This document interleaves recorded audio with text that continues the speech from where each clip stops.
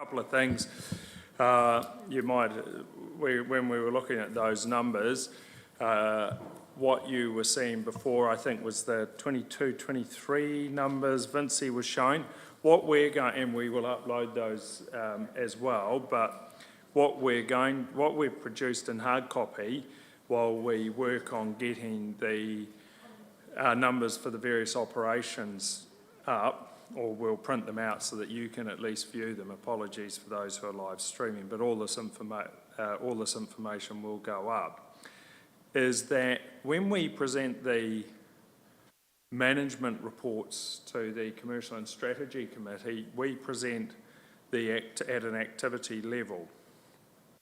And within the labyrinth of council finances, there are many operations within those activities. And what you're seeing here is the airport operation, and I'll see if Mr. Dixon is available because he will be able to support you, but there is the second to last column on the right, budget FY is budget full year. And what that shows is the rates and charges, and then the user fees and charges, so you'll see 1.106412, those numbers will be GST exclusive. Andrea? Yes. Yep, so they're GST exclusive, and here are the various costs that go against that activity. So I think, Vinci, what you're going to be saying, and I'll get the various GMs for their activities to come in case you have specific questions, is at a conceptual level, you can see that the rates are sort of just over 50%, and the fees and the charges then make up the other sort of, I don't know, maybe 47, 48%, yep.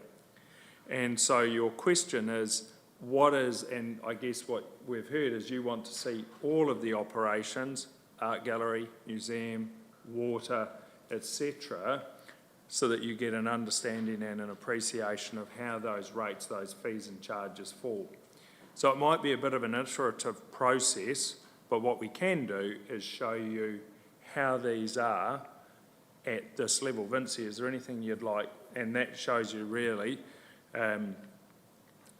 where they fall. Now you'll see there is some detail. So to your point, Councillor Pye, about where do we repay, then in there should be some interest cost. Yeah, interest expense 0470, and we're looking at a interest cost of 100 for this activity. Does that include the capital? No, it's just the interest. Just the interest. The principal is paid through the it is their principal. Yep. So the principal's paid. Okay, thank you. Right. Vinci, is there anything? Yeah, so, sorry, so the principal's paid through the depreciation, is that correct? So, because the question is, you know, holistically we're taking that overall debt for council, but within specific business units, we are effectively, if this business unit has a loan, we are paying principal off this business unit loan, which will affect the overall debt. So what, yes, do you know what I mean? So although, yeah. Yes.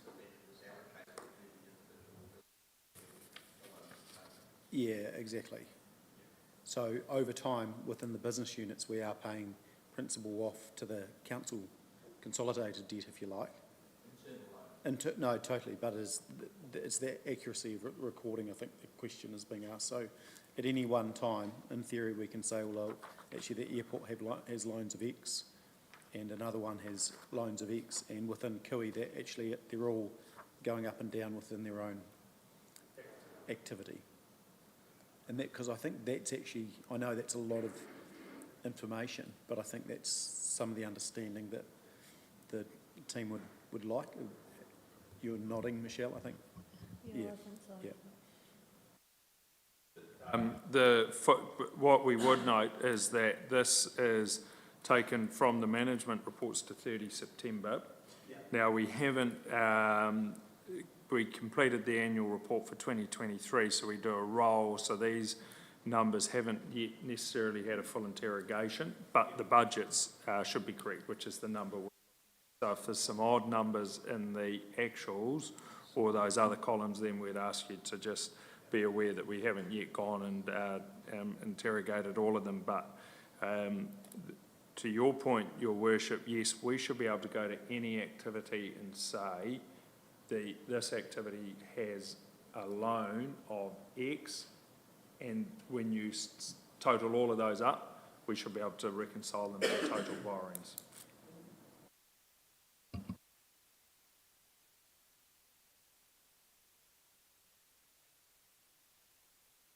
Pull that. Yeah, can you pull that out to have principal line outside of the depreciation? So it's, what's that? I'm sorry, I'm getting the look, sorry.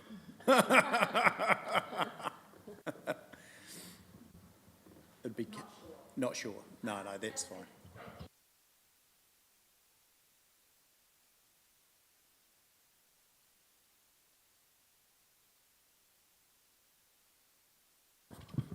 I guess if we looked at the last long-term plan, you'll see that in 2031 was a figure of actually reducing the principal. So it took essentially 10 years of ins and outs, ups and downs, to get to the point where we had enough surplus to actually start reducing our total debt. So that was, like I say, 2031 in the old long-term plan. So depending on, I guess, how the 10 years looks, essentially there may be opportunity within the next 10 years to actually look to actually reduce principal as such. Yeah, so at the moment it sort of goes in and out. New projects. Yeah. Yeah, because I think the benefit of knowing where it is business unit, it's, the decision making then is based on activity as opposed to, which I think is quite healthy, although we know that we are going to get loaded into certain places, you know, with our debt. But I think it just gives more transparency for us and the public here. Yeah. On this particular, oh, sorry, were you going to say? It may actually show on the individual FIS statements once they're all put together and we know what their years look like, then essentially there is a line within the funding impact statements for each activity that actually any surplus, it will then show within those individual FIS statements. Because, I mean, the airport's a good one. You know, hypothetically, if we do, you know, take some debt and we develop some, you know, some extra hangars or whatever it is out there to support, you know, increase, you know, rental, you know, making a decision based on that and not another activity. And we can say, well, actually, based on the revenue sitting in here, we can afford to take that specific debt because it's more of a commercial nature. Yeah. So, yeah. I was just going to ask in relation to this particular activity, does the airport farm, because my understanding is that gets leased out, so is that in the fees and charges, or does that sit under property somewhere else, or where does that income sit? The fees and charges includes all leases as well. So yes, the farm lease is included in that cost. It includes landing charges as well. And yeah, there's different ways of calculating landing charges too. So Air New Zealand has a commercial arrangement with us as opposed to private aircraft that pay per landing. And then there's also other leases within the terminal for the rental cars. We lease out car parks. So yeah, there's a lot of things in there. Can I also ask, and forgive me if you've already told me, but these are obviously operational expenses. Where are the CapEx costs that we're looking at in the next few years? On the other tab that's in this spreadsheet.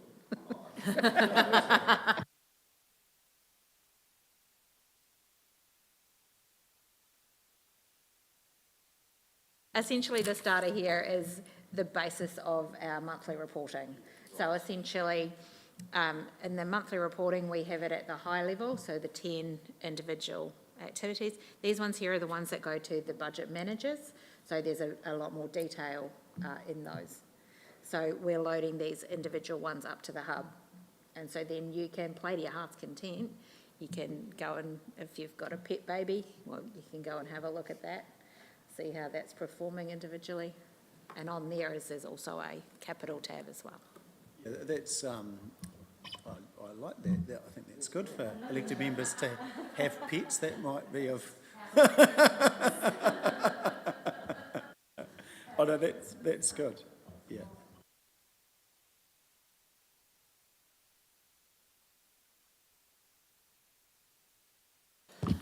Well, councillors, this was supposed to be a principles-based discussion on the higher level, but we've kind of pivoted into more a budget workshop, but that is what you're asking for, so we're happy to go with that. So what I'm actually going to suggest, because we don't really have the breakdown of all of the fees and charges there, and what we can actually do is we will, as we're going through and printing off more of these sheets, we'll go through the activities. But I want you to think about fairness and equity and who the benefit is for. And if you're comfortable that you want to move more to a user pays or more for the rating, just in principle. Let's not discuss the numbers, just more the principles for each activity that, okay, yes, we think that this should be more, that the users are actually paying for it, or we think this is a benefit for the whole of the community, so maybe we need to actually look at how much is really coming from the UAGC versus a targeted rate or what have you. Keep it at the principal level. Is that okay? Would you be comfortable with that, sir? Yeah, no, very much so. I like that, sir, too. I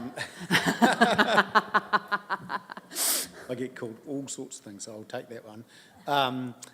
No, look, I mean, I'm of the view, I mean, we're 50-50, what, 43 to 47, so we should be moving to that 50% and then over time, but it's going to, with an activity like this, it's going to be incremental, isn't it? And I'm a believer that it should be more user pays, but it's going to take, you know, it might take 3 to 6 years to get to a 60-40 or, you know, or longer to get to a, you know, 70-30 as an example. So it's going to be a longer term plan for this. Yeah, it will take time. We can slowly ramp it up. You're doing a big jump isn't probably not practical. We have, of course, existing leases in place. We have annual negotiations when it comes to looking at landing charges, particularly within New Zealand. So, but yeah, and we've got to be very careful of the tension that we don't want to basically scare people away with high charges too. Yeah, agree. But and a lot of businesses are guilty of it though. But there's a technical term for you all. But price creep is something that you need to keep, you know, occurring year on, you know, year out. Otherwise, you find that you're not even keeping up with inflation on some of those things. And you know, you know, we've still got the cheapest parking, and you know, so we need to do price creep. It's hard though when you've got a $10 fee. And then, you know, if you're going to creep the price up, what do you go to? $10.50 or $11 or, you know, so it's... Certainly with the hangar leases, you know, they have been very low lease rates for many years, and we are slowly ramping those up now. No. Okay, councillors, we had scheduled a budget workshop on the 5th of December, but to help us for the principles of today, why don't you identify for me the specific activities you want to discuss here and now, and we'll print those activities off because we won't have time to go through all 30. So give me your priority areas you want us to look at, and we will table that right now. We'll get the team to print what you want. We're looking at climate change as the next activity, but it's probably better that we tailor to what it is you're after, and we can print those specifically. I can't because it's all been taken down. I don't have control over that. and If you have it in front of you, that's great. So you know, like if you're really wanting to look at the three waters, are you wanting to look at roading? Are you wanting to look at the community facilities? Because then we won't waste time printing the things.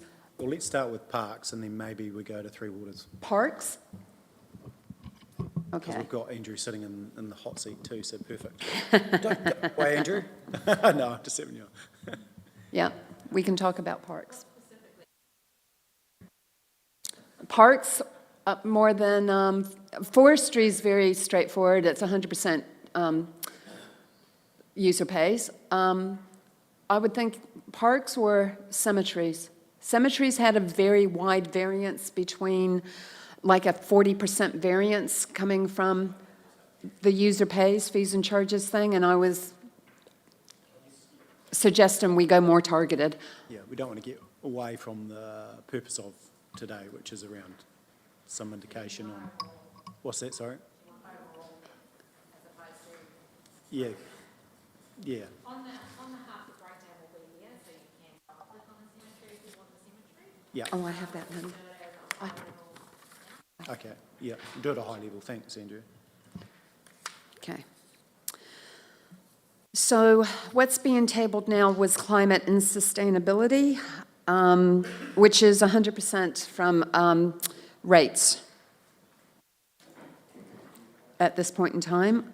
But there you have the breakdown of the budget to date. There's not really a lot of discussion unless you, there's not much of a user pays component to this particular activity.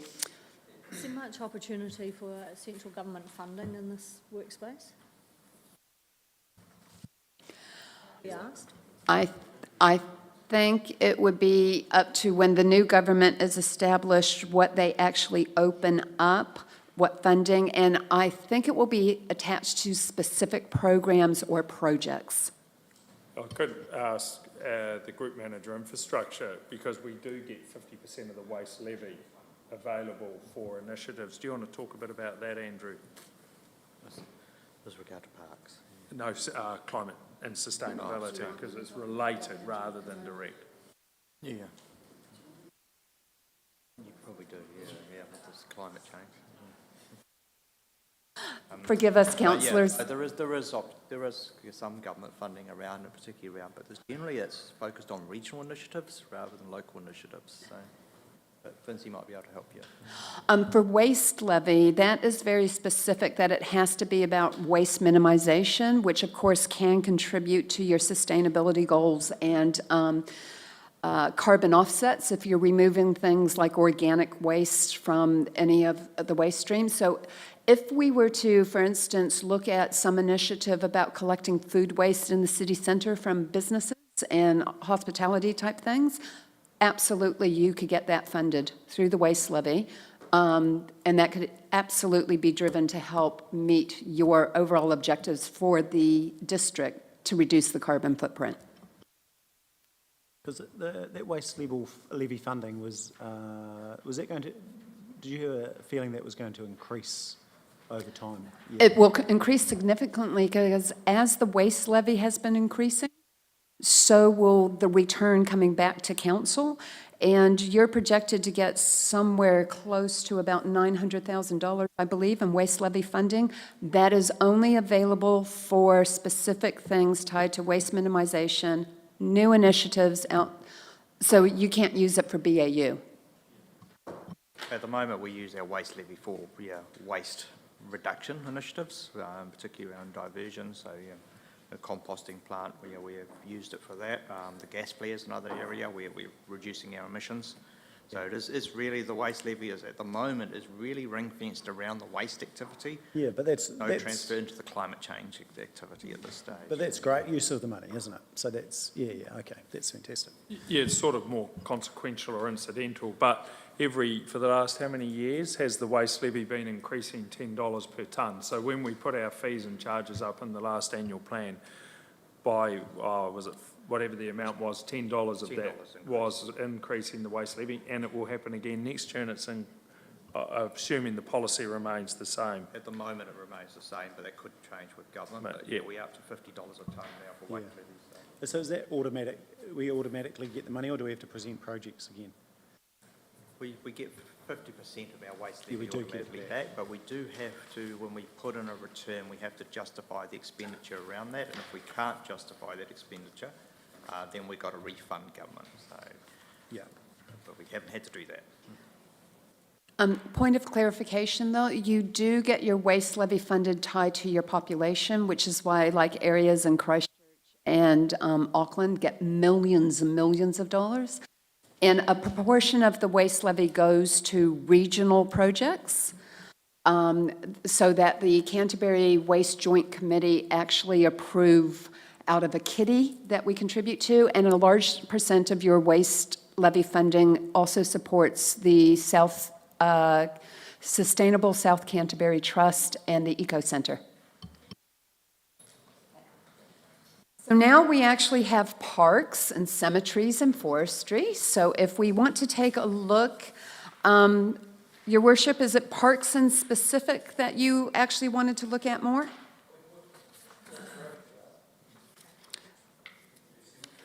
Cemeteries, yes. Okay, so cemeteries had a variance of anywhere between 30 to 70% would come from fees and charges. We're actually looking to make that in principle a more targeted amount so you know exactly what to rate for. So as you can see there, there's a few rental and lease, I'm looking at forestry, sorry. Nope. Okay, yep, that's great. That's great. Lease, so I don't have to purchase it, but I can just lease. Yeah, Rent to own? yeah. Depends on how many bodies you want to put there, but, yeah.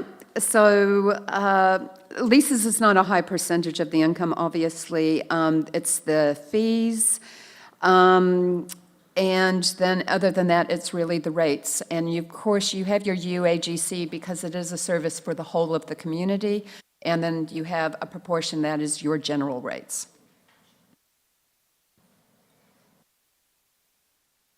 Are you comfortable with the principle that it's a higher percentage of user pays? Okay, good. Yeah. We're looking at $320,000 fees and charges versus rates is, probably about 204,000, yeah. Just to get an understanding, why did we have such wide variances in the past? You know, like I'm kind of supportive of moving to a more narrow range, but I want to understand why it was like that in the past, because I just hate disregarding what's happened in the past if it was there for a good reason. But 30 to 70% is quite a wide range. I think really the maturing of the financial system has enabled us to be far more targeted about that, and that's what's developed over the last few years, is probably the reality. Because there was, for instance, if I just go back to the airport, because we've looked at that in broad order, there was an acceptance that there was some benefit to the community, and there's also a fee and a charge should be paid by the users directly. But it's basically it's the maturing of our financial systems that has enabled us, with better information, to actually start targeting this more precisely.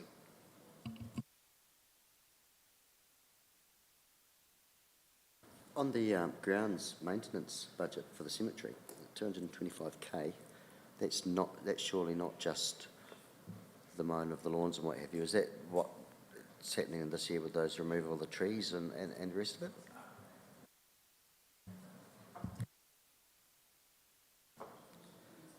So the grounds maintenance, we still have to maintain the plots a lot, making them look tidy, so quite a labour intensive. And then the mowing.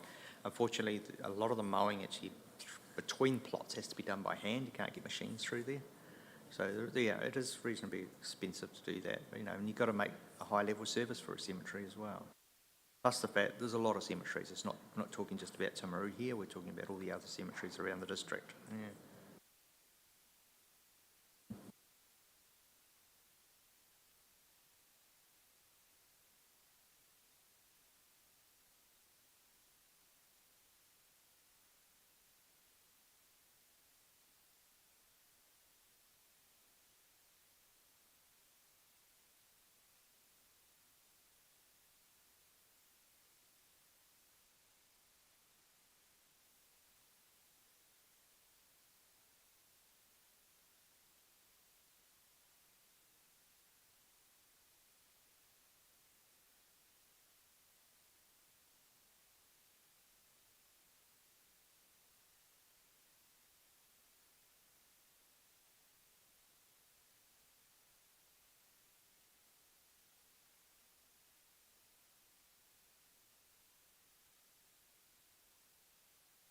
was just discussing with the cemetery one, when you look at the expenses and the burial expenses are 160, and depending on how you look at ground maintenance, but if the expenses directly related to the users per se, say 70% of the overall expenses, then surely the fees and charges should be 70. And I'm not saying they are, I'm just using an example there, and maybe we should look at the direct costs and try and have the income in the same proportion as what the costs are.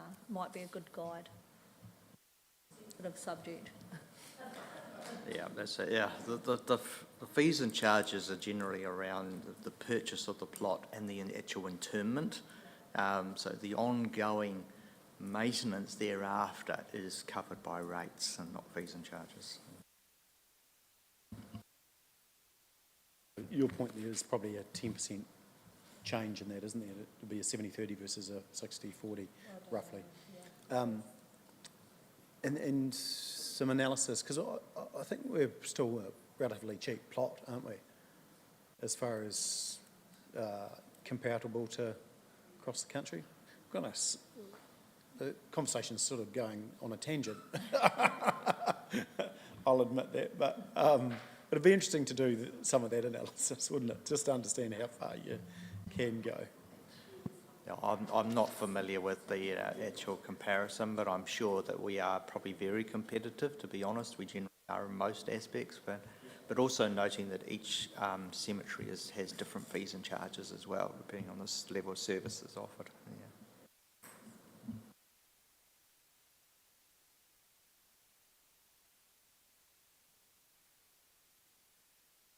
I think they've just gone to get place, talking that one, and we'll be able to show you that in a moment. Get the waste. Yep, so you can see that.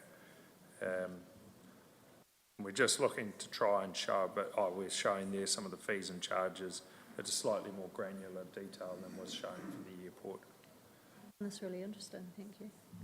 Yeah, I think one thing, what it does show is the detail that goes in and so on. And in actual fact, we can probably go even more, well, of course we can go down more granularly than in a more granular level, but it's one of the challenges, I suppose, as to what level do you want to see financial information that council produces, because we do produce at different levels and in different ways the financial information that then gets consolidated up. And if you think about it in the annual report, it's essentially consolidated into 4 lines of expenses: REM, depreciation, interest, or finance charges and other costs. And while there's some elaboration of other costs in the notes, it's not much compared to this here.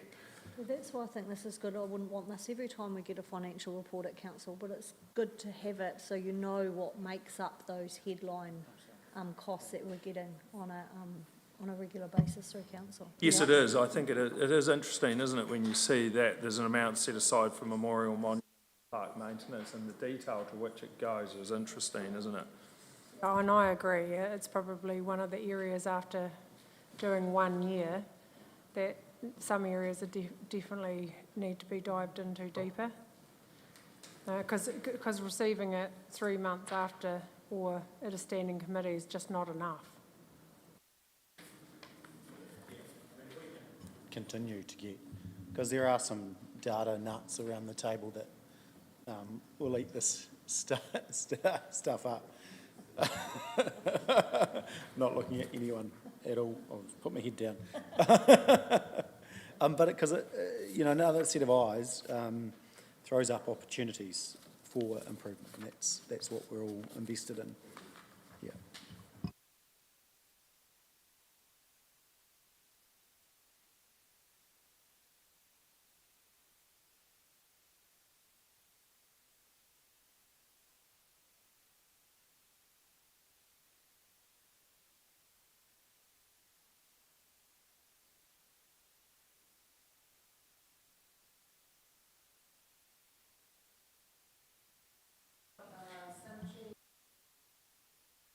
We've talked about cemeteries, and forestry wasn't much. Did you talk about the user fees and stuff for parks?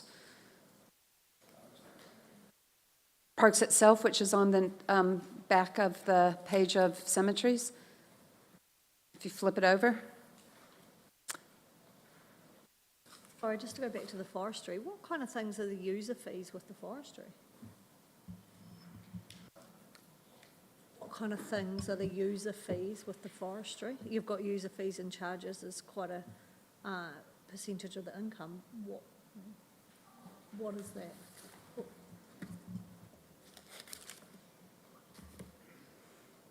There's leases for forestry blocks, and then you also have asset sales, which is just when you sell your trees.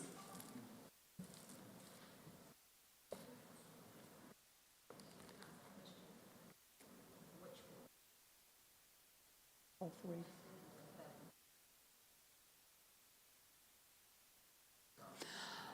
See that now, sorry, it was the total line I was looking at rather than the two lines above that show the lease and the sale, sorry. Oh, sorry, no problem. I know that there's some interest around the Three Waters, but I need to alert you, like, under Three Waters, we have a number of schemes. Are you wanting to see the details for each scheme, or would you rather see the overview? No, let's just have a look at, can we just do Timaru, just as an example? Town, urban? Yeah, no, Urban? urban, because that's the big conversation. Yeah, that would be. Urban yeah, water, yep. Postal, like, yeah, Okay, that's great. just for, yeah, interest. What is the level of challenge, and this is slightly off to the side too, because we're looking at the numbers, but what's the level of challenge that you put to a tier 3 manager around managing their budget and getting good outcomes? Because, you know, are they incentivised to, it's a balance between delivering that level of service, isn't it? But also, you know, looking to find savings. And I'm not actually casting judgment at all. I'm just, you know, I'm just saying, well, hey, if there's a, you know, a consultancy budget or another budget, what's the incentive to, you know, get the best bang for bucks out of it? Or, and to the other side of it is, what's the incentive for them to not spend a maintenance budget when actually we want that, you know, within Kui spent if the maintenance is there to be done? Do you at a SLT level, you know, go through at that sort of detail with your, you know, managers around their budget lines, and are they achieving outcomes, if you like? Yeah, our unit managers are acutely aware of the need to save money and also look at, you know, efficiencies and innovation. So during the asset management planning, they do a lot of work in that area and test different levels of service. And parks have done it, roading, waters are all doing it. So, you know, just seeing but you know, what you've got to be careful of is if you pull back on renewals, then you're probably going to have the reaction of increasing your maintenance or lowering the level of service. So it's about that. In some cases, they are going to be putting up proposals where the level of service is reducing in order to save that money. So yeah, there's a lot of there. And as far as monitoring budgets, I monitor them very, very closely. Yeah. Yeah. And I always test them on their expenditure. So yeah, I think, you know, we try our best basically to be as responsible as we can, but still we do recognise that we have a community to serve. Yeah. One of the other, if you look here, quite a lot of a number of those costs, while we might call them variable, we don't have a lot of control over them. If you look at things like what we allocate in terms of, and while some of them are quite small, bank charges or insurance and so on then, and utilities, we don't necessarily control. We control other ones and can make a decision around them. But there isn't necessarily a lot, so in terms of the unit managers, some better budget managers than others, but one of the issues that we do grapple with is budget managers who, in order to meet budget, will defer maintenance or some of those discretionary costs, which can have a longer term implication.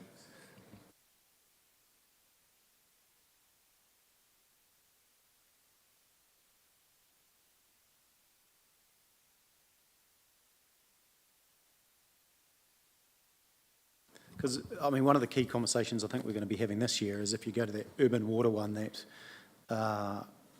urban water annual charge, which is 8.6 million, and then if you go down to that charge by consumption, that's generally going to be your commercial element, isn't it?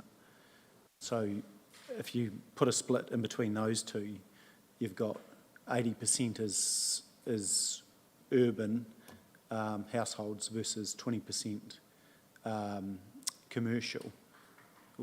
Am I correct in that? Basically, that's correct. Yeah. The commercial, the water by consumption is only charging our large water users, so it's Yes. not generally all commercial or all industrial, for instance. No, no, totally. There's a lot of business, those sort of activity businesses out there that are still paying just the water rate. The normal water rate. Yeah. Yeah, But okay. a commercial business and an industrial business is actually charged per pan as opposed to a residential property, which is Yeah, such as our business, we charge. pay Yeah. yeah, per pan. yeah. And then schools have a separate formula again. But that per pan, is that sitting in the charge by consumption? Oh, sorry, It yeah, will- that's sewer, isn't it, per pan? So, Yeah, it is, so- you're right. Yeah. Yeah. So, Yes, yeah, so in industrial, some industrials that are not high water users are simply just charge the targeted rate. yeah. I mean, my question goes to the point that councillor Booth has made over the years around that industrial water being relatively cheap. And if we're doing significant upgrades such as microfiltration, who ultimately gets the benefit? And if we were to have that conversation on, what percentage benefit lies with who based on, the actual charges now, it's an interesting conversation, isn't it? And there would be argument to say that one could be loaded more to support that business case, such as microfiltration. That's where I'm going. Yeah. Yeah, the water charge at the moment, it did increase last year, or for this current financial year, it increased about 10%. It's currently around about 82 cents, I think, per cubic metre. It is relatively cheap, but having said that, it is recovering the costs related to that. Our water is cheap to produce, to be honest. It's a gravity system. It comes from our sources generally by gravity, and our treatment is fairly simple. We rely on very clear water. We just put ozone, and there's no filtration at this point. But as Worship correctly points out, with the microfiltration, there will need to revisit that cost, because that will add a lot more operational costs to the urban water activity.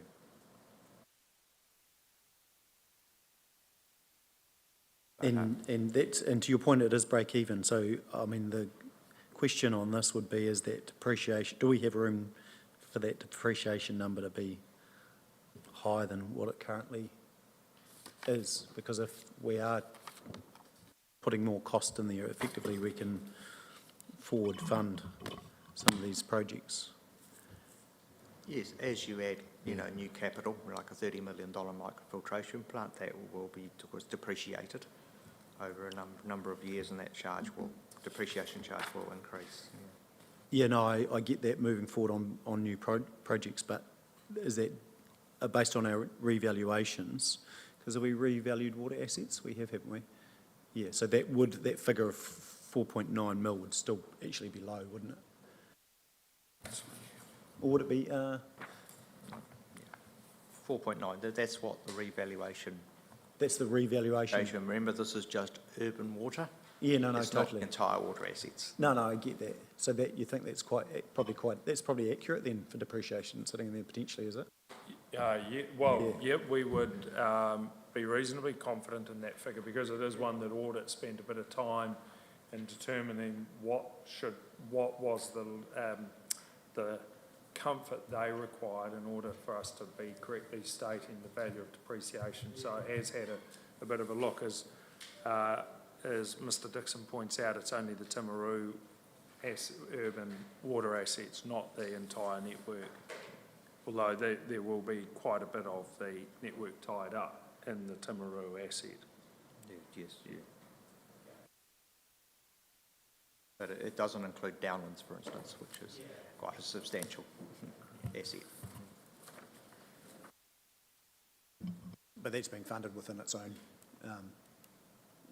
within its own business unit, effectively Downlands anyway, isn't it? So It is, that's separate correct. in that regard, yeah. Just wonder if you could give me a flavour of the overhead and internal recharges and how you come to those figures for each different unit, because I see, you know, like waste is a cost and parks is a cost, yet the airport's actually a credit expense in there. And so do you kind of have a formula where you go, these different activities are going to pay this much to the overhead, and then what are the internal recharges? I don't need the detail, but just a bit high level so I get a little bit of an understanding. Yeah, we do, and I'm looking around For Andrea. for Andrea because she knows a bit more detail. But the sort of thing we use is the office space, the number of is it seats they term it, the And the FTEs. FTEs, the number of seats we have for IT. Those sorts of factors go into what is the overhead that is charged back to the FTE, the number of computers they might use, the office space they require, and so on. So that it's those sort of drivers, but I could ask Andrea to give us the detail. Are vehicles, And we do go through it, tend to look at it as part of the LTP actually. Did get a bit of a look at it, the last one. I'm trying to remember the detail. are vehicles, the fleet, is that sitting in there as well? Is the vehicle fleet for an activity like this, is that sitting in there as well, or would that be picked up if you saw the overall water numbers? Because there's only vehicle expenses of 50. Yeah, there are vehicles that are designated to particular activities, and it's an internal charge for the cost of those vehicles. So that's in that, is that picked up in that figure then? The internal recharge? Yeah, yeah. The principle is that our vehicle fleet is effectively self-funding by on-charging the various activities that use those vehicles.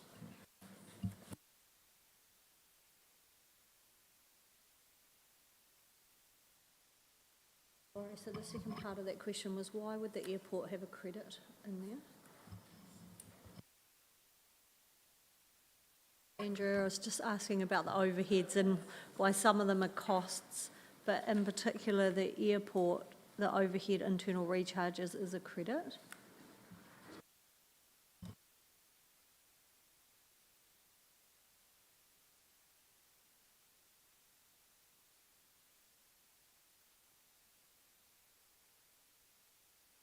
Probably rather than specific detail, I was just looking for an understanding of why some would be in credit versus most of them being costs.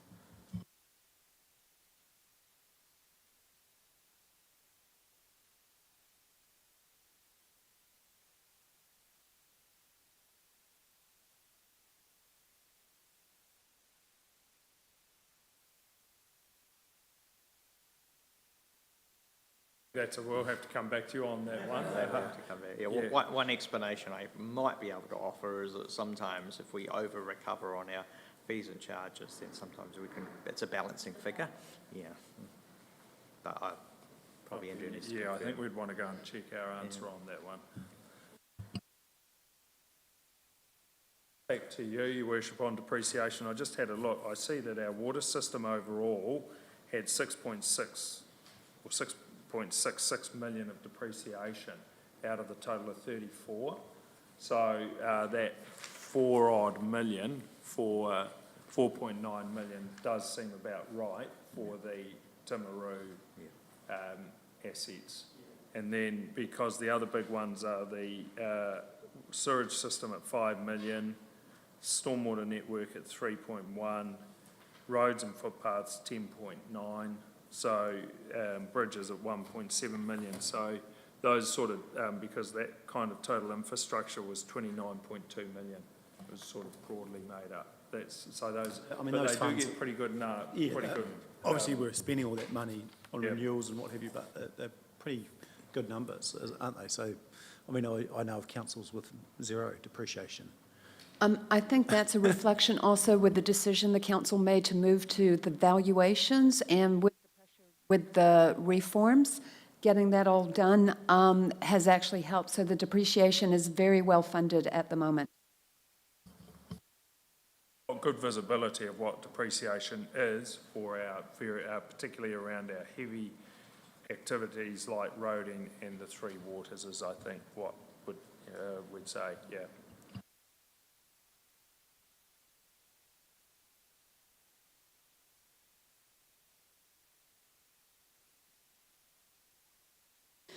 Councillors, are there any more questions around the urban water activity? Because whilst we're printing off the sewer activity budget, why don't we look at waste minimization?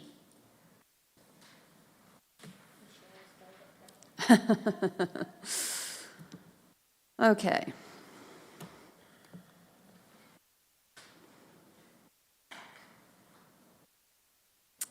So with the lease and rent fees received, there's a number of peppercorn leases on some of the waste assets to help support community groups. For instance, I think the Raptor Trust, and also the Sustainable South Canterbury Trust. And then there are rental agreements in place on various parts of Red Ruth landfill and the Resource Recovery Park, and also at, I believe it is the Geraldine and Temuka. They have rental agreements there. Somebody does soil remediation, and I believe that there's another one in Geraldine that they also lease part of the property adjacent to the landfill that the council owns. So fire away your questions. Stacey, I know you have some. Just on the professional services and this is more, slightly off topic again, but we've obviously done some work on have we done some cell development or something? Because in a couple of months we've spent most of our budget. Yes, and that was actually anticipated for because we needed the cell to actually be open by Christmas. No, totally. Yeah. And there'll be a heavy loading on that, but is that what it is? It's cell, development? Yeah. Yeah. Definitely.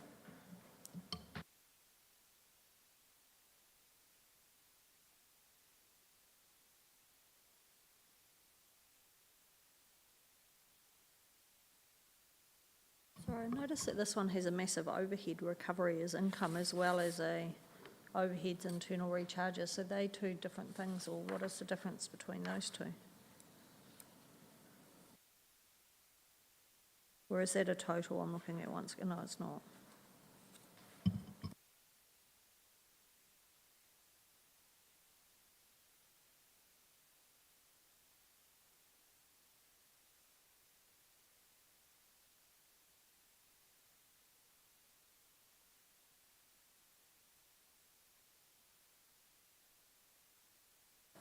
Councillor Pai, can we come back to you when we actually do some investigation into that one?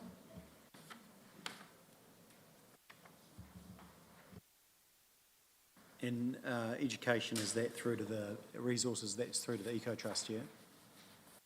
The Sustainability Trust, the Eco Centre, is that right? The 70K. Sorry. Yes, that's the one that actually comes from the waste levy funding, sir. Oh, that's way, okay, yeah, cool. I think just on that, Councillor Pye, we've separated our curbside collection from from Red Ruth, and therefore what we do is recover through some of the, I think, through the fees and charges. If you look, there's corresponding debits, if you like, over in the expense side of the activities that have to be recovered. Yeah, because curbside collection is a targeted rate, so it's based, so those who receive the service get charged the rate, whereas the landfill operations is a district-wide benefit, and so therefore is covered under general rate, so there needs to be a transfer between the two. Yeah. Are the sundry sales, for example, is that where the income collected from the likes of Temuka is shown? Where is that shown? Or is that shown under refuse fees to Marie?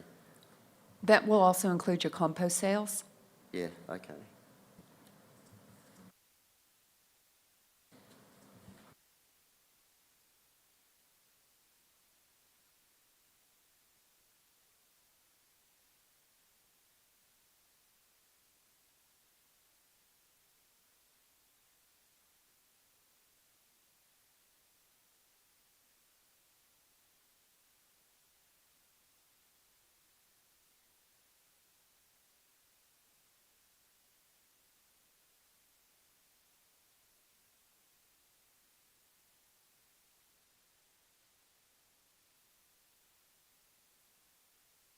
Do you have any more questions around the waste activity at the moment?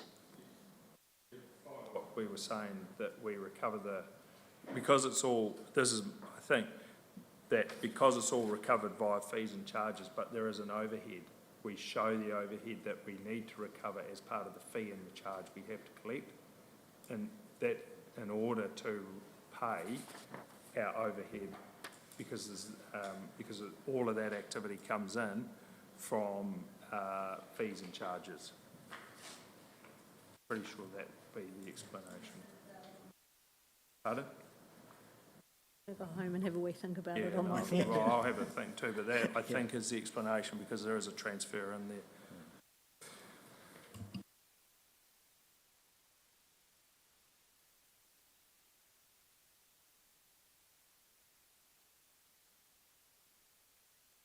If we're ready, I believe you have the sewer sheet in front of you at the moment as well. Sorry, one more waste one. The landfill aftercare, that would still be part of the contract though, is it? Or is it actually pulled out of the contract? It's a separate line item, but I assume it's part of the contract. The landfill aftercare is a calculated item, Yeah. cost that's based on the remaining life of the landfill and the overall expected cost. So it is, it's just it's a charge that we have to do from audit requirement. Right. Yeah, it's basically putting away funding to look after it after it's closed. Ah, okay. Yeah.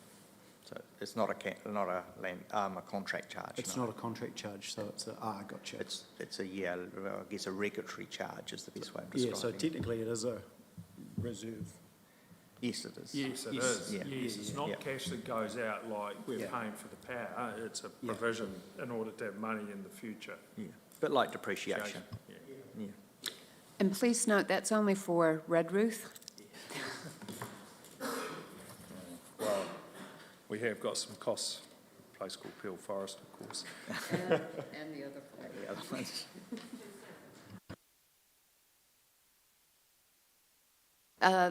For your information, councillors, when I was speaking yesterday with John from Audit New Zealand, John Mackey, he did specify closed landfills will be one of his things that he wants to be looking at to see how we're progressing with the risk assessment under Andrew's team, and what provisions we'll be looking at in the LTP along those lines. Yeah. Andrew, I know there's been some changes, but so employee costs, how many direct employees do we have in there now? Do we, in the waste space, sorry? Yeah, or does that employee cost, is that just our direct employees?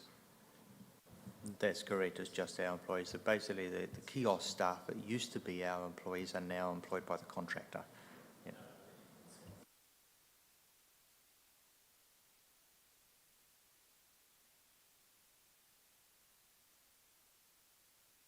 To clarify, the professional services are for the use of like Tonkin and Taylor, who help us with like the gas flare services, and also Paddle Delamore Partners, who help with the stormwater management and closed landfill issues, so.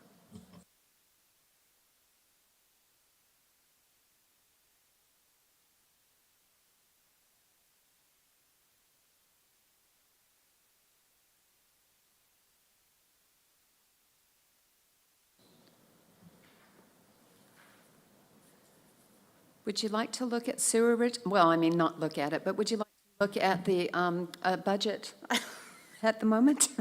I'm already knee-deep into the budget.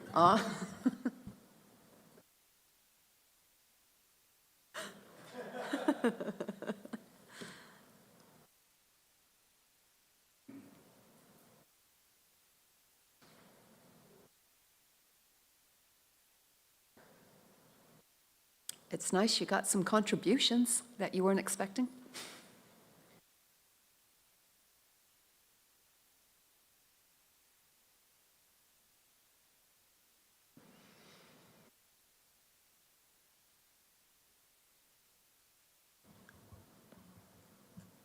Andrew, on your employee cost for that one, is that, so there's the team out out there, but those employee costs obviously reflect some of the employees sitting here as well. As far as, because you've got consents officers and you've got quite a bit sitting in there, haven't you?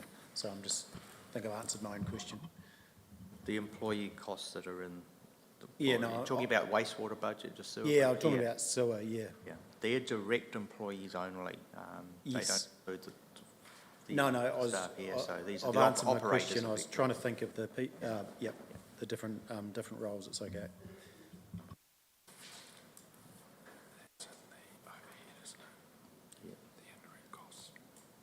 At a different time, just for understanding of the organisation, it would be good to go through, and what, that's probably a good one because, as an example, but just, some of the internal roles that we have as far as, sitting within, so we've got direct people out at the plant, but you've also got other people inside in some of those roles that they're doing for explanation for the councillors to understand, what that activity actually encompasses as far as FTEs and why, because I think that would be quite informative. Did it have? Oh, it does, sorry, it does have the roles. No, sorry, you're right. Yeah. But, Yeah. as far as the employees that are in this office, I guess generally, and the ones who are doing the supervising the contracts, doing the designs and that, those costs are through the corporate overheads, the overhead charges. So Yeah. that's how their salaries are recovered. Yeah.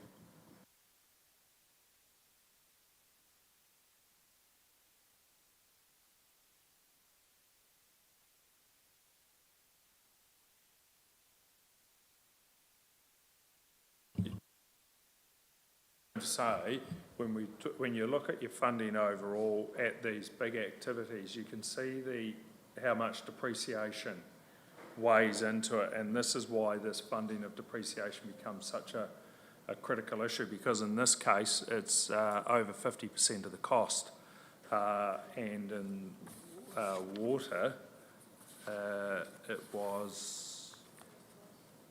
Yeah, not quite, wasn't it? So between the two of them, water and wastewater depreciation is 50% of the total expense. Yes, well, I suppose yeah. You don't have that depreciation line, and you're trying to break even on a part of the business. Then it's where else do you get the funding from?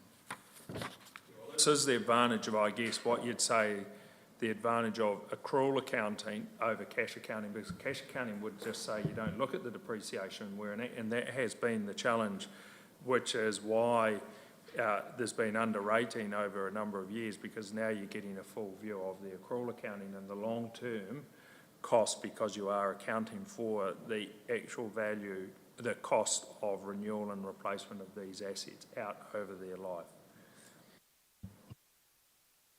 Can you remind me where we ended up with the review and insurance and how we were going to apply that across the business?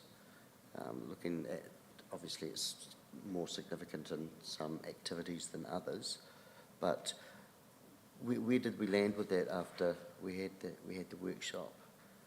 And is that going to come into play 2024, or what was the story? I don't remember. What I recall was we were going to work on strategic insurance going forward, but there was a lot of work to be done on that, on how we... so my understanding is it's still in play. It's still in play? Yeah. There is, because I think Councillor Shannon's, because it's a good point about getting a good understanding of what assets we want to insure, to what extent we want to self-insure, and so on. So it is a strategic view of as a part of the risk management of council's assets. So that work is ongoing, but we've got to go and do quite a lot of data analysis to actually understand what assets we've got and what we will insure, may not insure, or might self-insure. So, yeah, it was discussed, was it at ARC, I think? Yeah. I think the intention is that the review will be completed in time for you to take your insurance cover for 20, because we renew each financial year, to renew for the financial year beginning 1 July 2024. It's just over 6 or 7 months away. Yeah, it's the intention.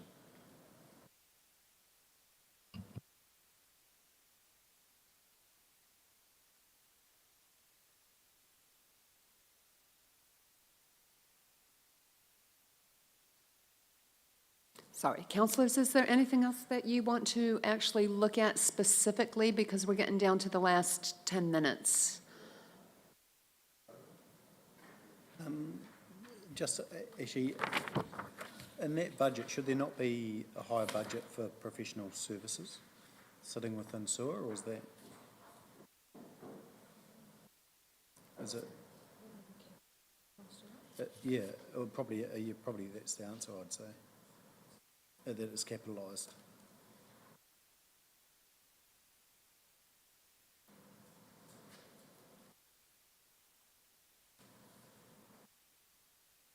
So, but sorry, you're asking about professional services line? Yeah. Well, in sewer, most of the professional services are relate to capital projects. Yeah, So it's- they're yeah. charged directly to the capital accounts. Yeah, There's okay. very little operational. And, yeah.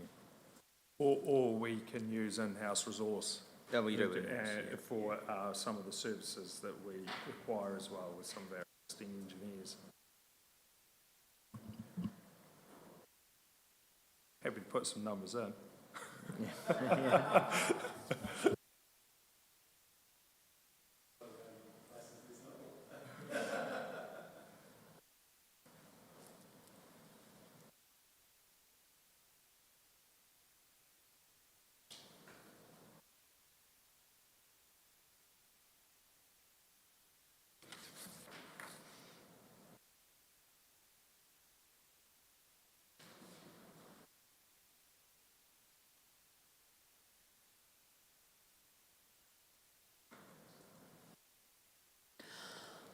Okay, councillors, well, what I'll do is we will get everything to you. Yes, it will go on the hub. What I'm going to do is relook at my PowerPoint that I prepared for you, adapt it to suit so that it matches the numbers in the projected budgets, and that I'll ask a couple of key questions. I have the one-page summary of the stuff around the revenue and financing policy.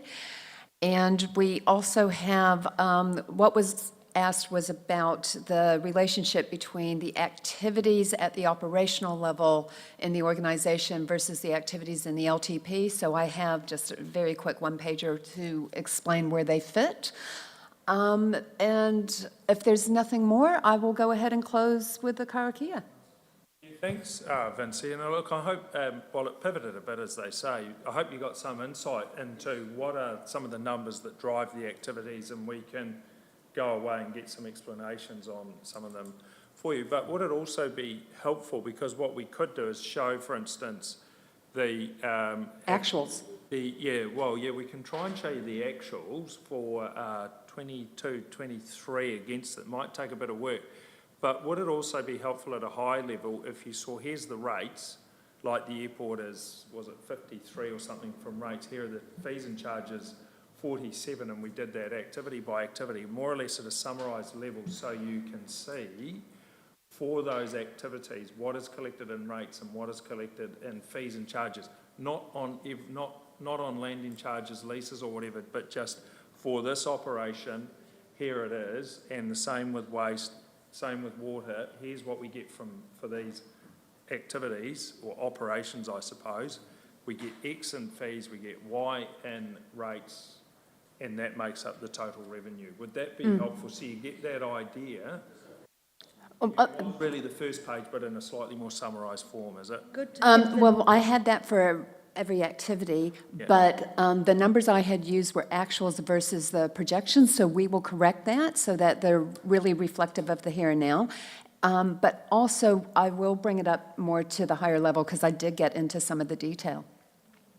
think we could look at producing the split for the 22-23 because it will be useful, because that's the reality, and you'll see what was collected, because the rate we know, the rates are collected within a very small variance, like maybe Andrea, a couple of $100,000 or something maybe. So the rates are struck and we know what they are. It's the fees and charges that of course vary down at the Red Roof according to the tonnages. So what we could do is show you the fees, for 23-24 the actual in terms of rates, fees and charges, and then for 23-24 the annual plan, rates, fees and charges. So you get a bit of an idea, and that might help frame for you where you want to take fees and charges in terms of the long-term plan. Because as you can see, there's a number of levers that within the fees and charges that can be moved to produce the outcome you're seeking. The other thing that I also had in there was what was in the existing revenue and finance policy around the funding split. So I will keep that in there so you have a frame of reference. And as the chief executive just said, there were variances in those. So, and I had my recommendations of what you should go for if you were going for a targeted one, and we will base that probably closer onto what's in the annual plan. But I will be looking to reduce variances.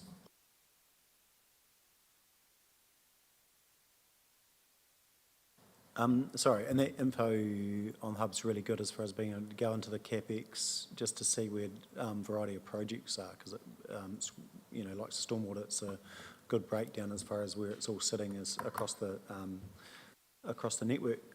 As far as the information we're going to get for the long-term plan, that capital 10-year budget, we'll see it in this format effectively, won't we? You'll be seeing it, and we're working on it today as we speak. And SLT will be reviewing it because, as I said, the first year having a $150 million CapEx spend, when it comes to you, there'll be some recommendations of how that could be smoothed out or what have you. But my plan is to get it to you by the end of this week so that you can really read it before the 5th of December when we come with the budget. So with your permission, I'll say the kakia. E tama nui te rā, whakaria ka kite koutuka, o korero, o whakaaro, o wanaka, ki te tuanui, o te raki e te nui nei, haome e, hui e, taiki e. Kia ora, councillors. Thank you for your time today and for your patience and flexibility. It was good we could pivot.